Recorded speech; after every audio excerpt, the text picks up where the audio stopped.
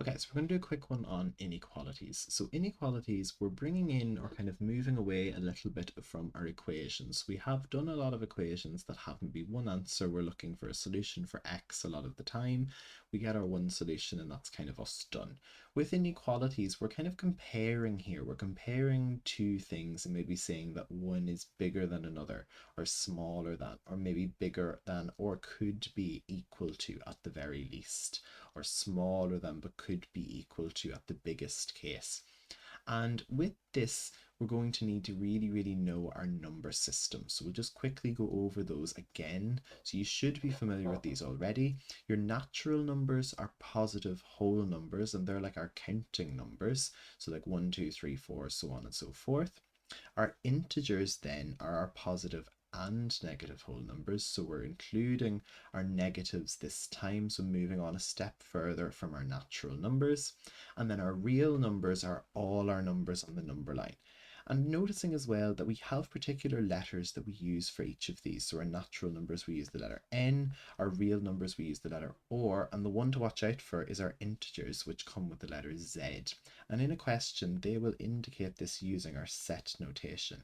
So they might say that X is an element of OR, and that just means that X is in the set of real numbers, or we might just say that X is a real number. X is a real number. So looking at our inequalities, the next thing that we need to make sure we're aware of are our inequality signs here. And again, these should be somewhat familiar to you from before.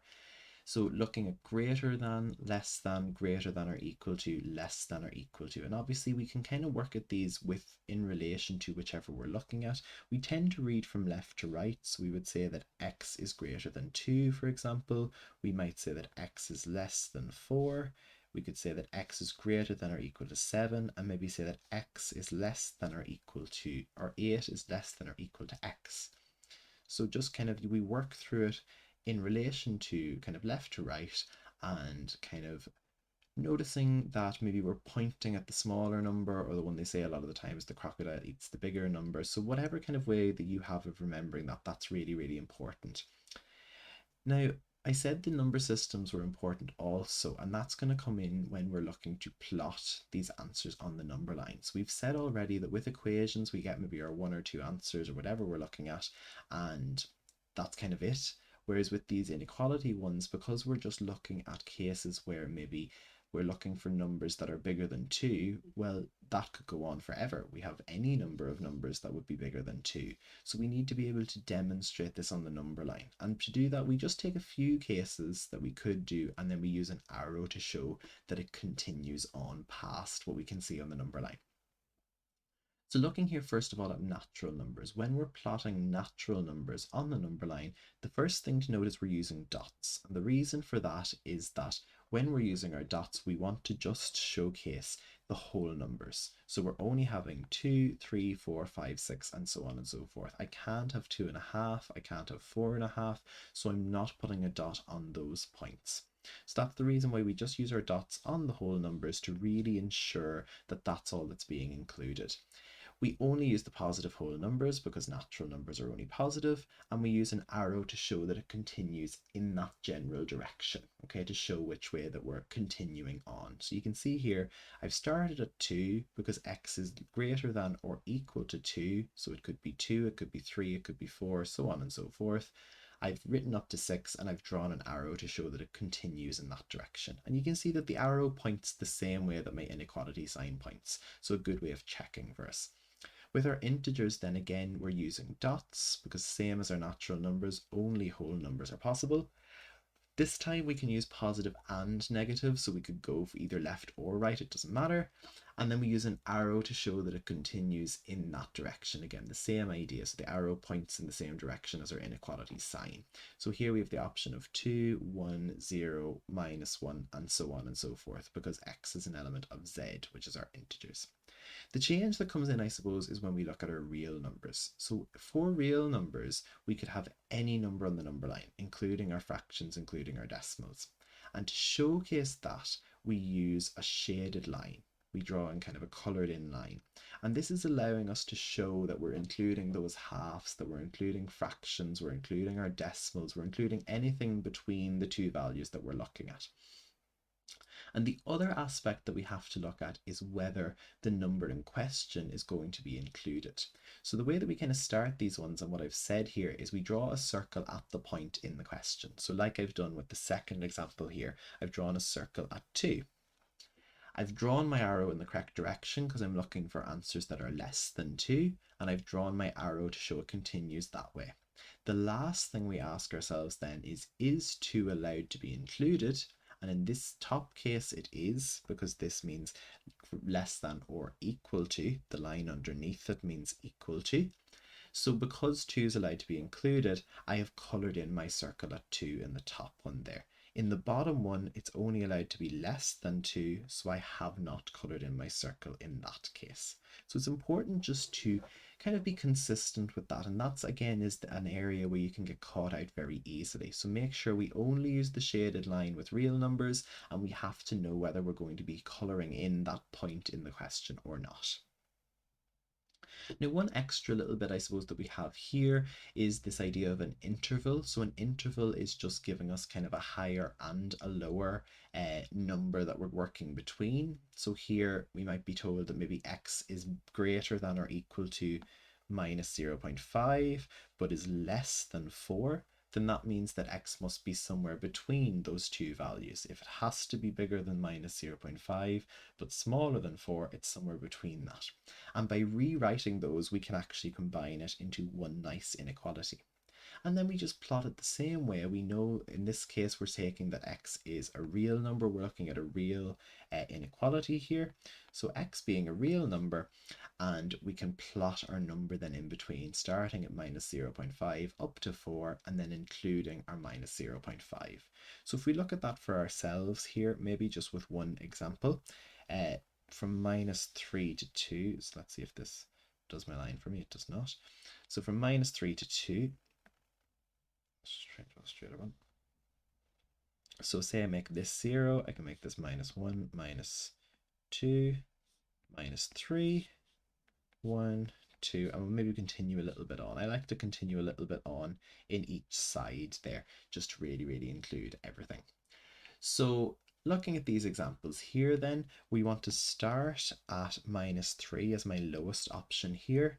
2 is my highest option. I'm going to then colour in my shaded line here to show that I'm including everything between those 2 points. And then I have a quick look at my signs. It's not allowed to be equal to 3, but it is allowed to be equal to 2. So I'm going to have to colour that one in to show that I'm including the number 2. So that means that my options for x are anything between 2 and minus 3, including 2, but not minus 3. Okay, let's just look at a quick practice question. So I think this is an exam question here, looking at some intervals.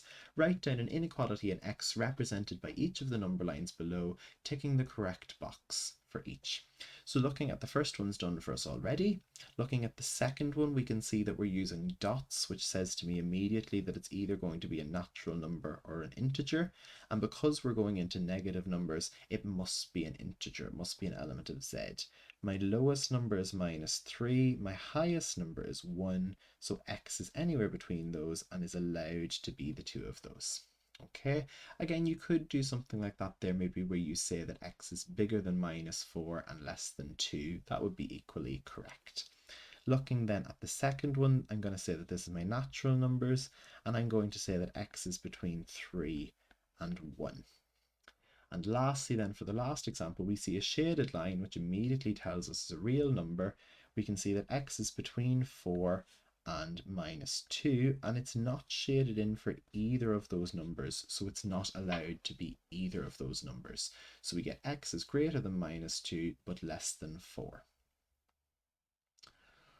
Okay, this is kind of, I suppose, the main part of these inequality ones is our inequality equations. So I mentioned already that we're kind of moving away a little bit in this kind of section from our usual equations with our kind of one answer and all of that, and we're looking at equations that will have kind of a range of answers. But a lot of the techniques and a lot of the methods and rules that we use are the same. So if we're adding or subtracting a constant, we add that to both sides, my inequality stays the same. If I'm multiplying or dividing by a positive constant, so a positive number, my inequality stays the same. I do the same to both sides. The difference that comes in is if I'm multiplying or dividing by a negative number. Okay, and we can kind of think about this a little bit in terms of our numbers here. If we just try it out, we can see that 3 is less than 4, but if I multiply by -1, -3 is not less than -4. -3 is not colder than -4. Same thing goes with if I use maybe 6 and 8. 6 is less than 8, but -6 is not less than -8.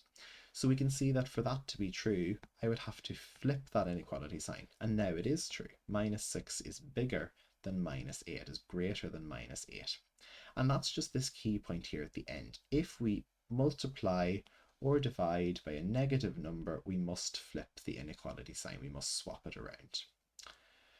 So when we're solving inequality equations, these are our three main steps. We follow the same steps as we would when we're doing normal equations. We have to be careful if we're multiplying or dividing by a negative number, and we plot our answer as we did in the first section there as above. So let's just quickly run through a few of these as examples, and then that's kind of the main aspects covered, I suppose. So 4z is less than or equal to 20. So looking at this, 4z is less than or equal to 20, and x is an element of n, so that's good for us to know for plotting. What I'm going to do is I'm going to divide both sides by 4. I'm going to divide both sides by 4, and I get z is less than or equal to 5. Okay, z is less than or equal to 5. I can draw my number line, moving this 0, 1, 2, 3, 4, 5.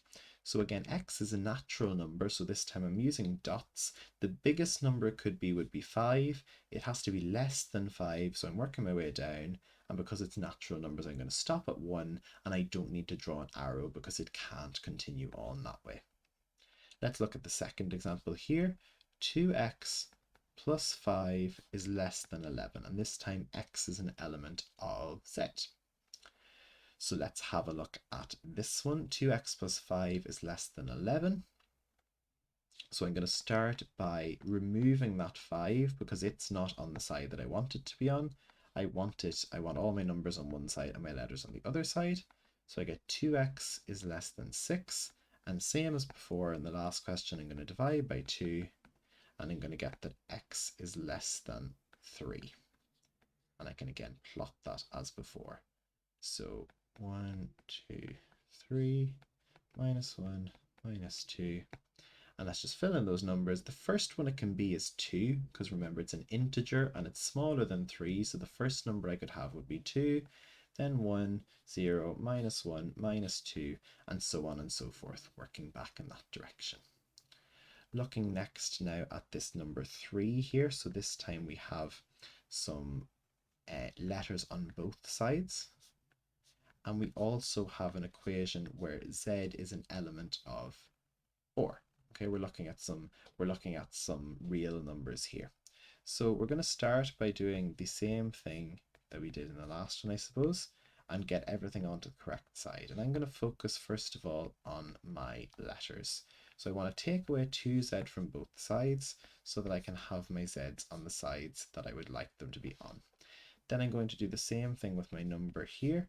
So I don't want that -2, so I'm going to add 2 to both sides to give me 2z being less than or equal to 10, and that's going to give me z being less than or equal to 5. This time we're looking at real numbers, so again I can fill it in as before. I start at 5, so I'll draw my circle at 5. I then draw my straight line. I'm going to put in my little arrow to show that it continues on in that direction, and this time it is allowed to be 5, so I'm going to shade in my number line there. Okay, I'm going to do one more example. I'm going to pick the example out of one of these practice questions here just to try a different type. So I'm going to do number 4. So I have 2x minus 5 is greater than 4x plus 3. So we're going to apply the same thing again. I want my x's on one side, I want my numbers on the other. We tend to do letters on the left, numbers on the right. So let's have a look at that. So 2x minus 5 is greater than 4x plus 3. Let's take away 4x from this side, and then we have to do the same to the other side. So I get minus 2x minus 5 is greater than 3. Then same thing happens again here. So I need to add 5 to both sides to get rid of my 5. Same thing here. Add that 3 in. So I get minus 2x is greater than 8. And I'm going to get then that x, and I'm going to have minus 4 on this side. So I'm dividing by minus 2. And as we said before, the thing we have to be very, very careful of when we divide or multiply by a negative number is that I have to flip my inequality sign. So my inequality sign ends up facing the other way because I've divided by a negative number there. So my answer is that x is less than minus 4. So let's fill in some numbers for ourselves here. Minus 2, minus 3, minus 4. Okay, I haven't given myself much to work with here, so let's just fill in a few extra. I do always like to give a few numbers either side to kind of show that you know what you're doing. So we're starting at minus 4, then I'm working this way because it's smaller than minus 4, so less than minus 4. Think of your temperature. We're going temperatures that are lower than minus 4, and again this time it's not allowed to be minus 4, so I won't be shading that in. So there's a few examples, there's a few practice questions for you to look at there. But the key things coming up here from this whole section are your number systems. So we need to be clear on our number systems and what's involved in those. Our inequality signs, we need to know those well. Being able to plot each of the different types of number systems depending on, or the solutions depending on the number system. And then your rules for your inequality equations, with the main one being the highlighted there, if we're multiplying or dividing by a negative number. Besides that, everything else follows our kind of usual rules of equations. So just being careful, practicing, and making sure that when you're solving the equations that you're able to plot the answers also.